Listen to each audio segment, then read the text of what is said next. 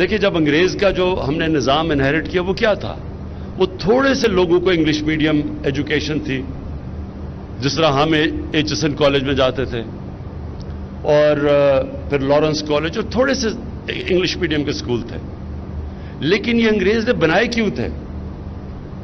اگر آپ لارڈ میکالے کی وہ اسٹیٹمنٹ میرے خیال میں آج سے 150 سال پہلے جو اس نے کہا تھا، جس نے یہ تعلیم کا نظام لے کے آیا تھا، وہ کہتا تھا کہ ہم ایک کلاس بنانا چاہتے ہیں ہندوستان میں، ایک وہ کلاس جو اس کا رنگ تو ہو تو ہندوستانی، لیکن وہ ہماری طرح سوچے، اس کے سارے ایٹیٹیوڈ ہمارے ہوں، اور اس کے ذریعے ہم اتنے بڑے صغیر کے اوپر حکومت کریں. تو وہ جن کو براؤن صاحب کہتے ہیں، وہ بنائے انہوں نے ایک خاص تعلیمی نظام سے.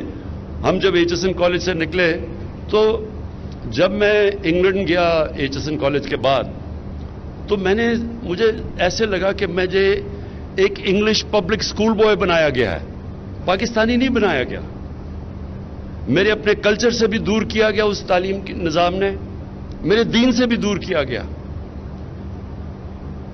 اور یہ صرف یہاں ہی نہیں تھا، جدھر جدھر انگریز نے حکومت کی، سنگاپور کے اندر انہوں نے چائنیز بھی میڈیم اور انگلش میڈیم کر دیا.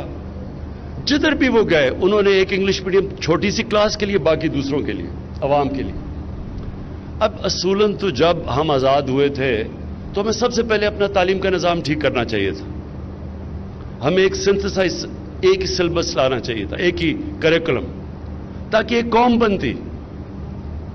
اس کے بجائے تین طرف نکل گئے. ایک طرف دینی مدرسے چلے گئے، ایک طرف اردو میڈیم،